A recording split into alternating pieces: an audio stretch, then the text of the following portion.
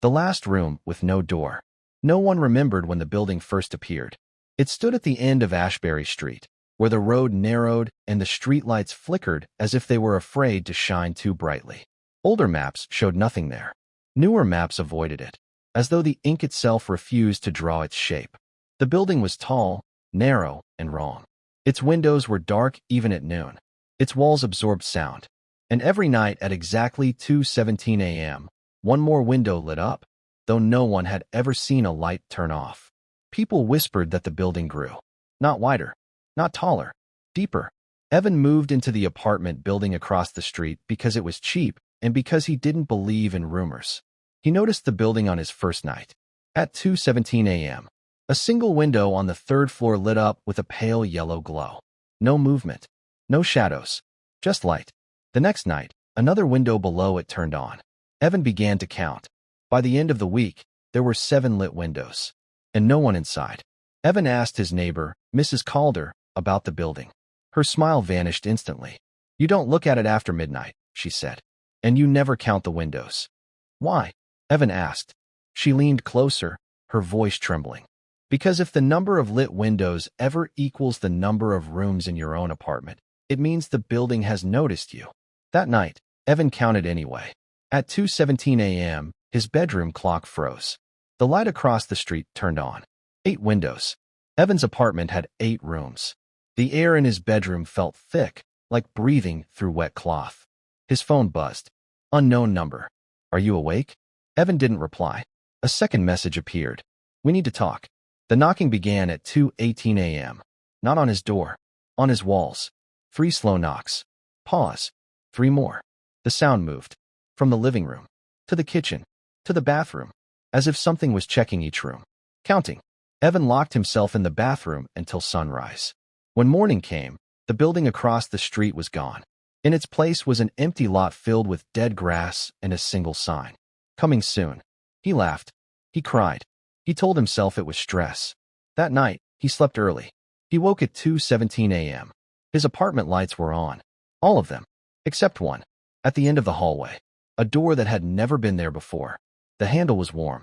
And from behind it came the sound of slow, steady breathing. Evan tried to scream. Nothing came out. His phone lit up. Unknown number. "This is the last room." The door began to open. Across the street, a new building appeared overnight. Tall. Narrow. One window lit up at 2:17 a.m. Someone inside was knocking. Evan stepped inside the room. The door closed behind him without a sound. There were no walls. No ceiling. Only a long corridor stretching forward into darkness, lit by flickering lights that buzzed like dying insects. The air smelled old, like dust, metal, and something rotten beneath it all. The door behind him was gone. His phone vibrated in his hand. Unknown number. "Do not turn around." Evan froze. He hadn't planned to. But his reflection appeared anyway. Not in a mirror. In the air. It stood several feet behind him. Perfectly still, smiling with a mouth that opened too wide. Evan ran. The corridor stretched as he ran, growing longer, narrower. Doors began to appear along the walls. Each one was labeled. Kitchen, bedroom, bathroom, his rooms. But the labels changed as he passed them. First argument. Worst fear. Night you should have died. From behind the doors came sounds. Crying. Whispering. His own voice, begging. He reached a door with no label. It was already open. Inside was his apartment. Perfectly normal. Lights on. Windows intact. His neighbor, Mrs. Calder, sat on the couch, staring straight ahead. "Don't sit down," she whispered without moving her lips. "What is this place?" Evan asked. She blinked once. "It's where people go when they've been noticed," she said. "The building doesn't take bodies. It takes space." "What does that mean?" "It replaces you." Evan saw movement in the kitchen. Someone was making coffee. Him. The other Evan turned, smiled warmly, and waved. "I sleep better now," the other Evan said. No knocking. No counting. No fear. Mrs. Calder began to fade, her face stretching like wet paint. "Once it learns your shape," she whispered, "it doesn't let go." The lights flickered. The room glitched, walls bending, floor breathing. Evan felt hands on his shoulders. Too many hands. Cold. Precise. Pulling him backward. His phone buzzed one last time. Unknown number.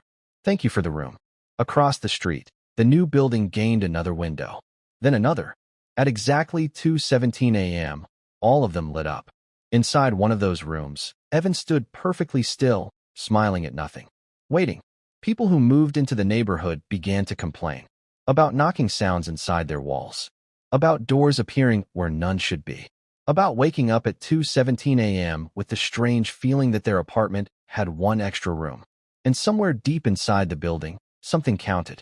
Always counting. Always growing.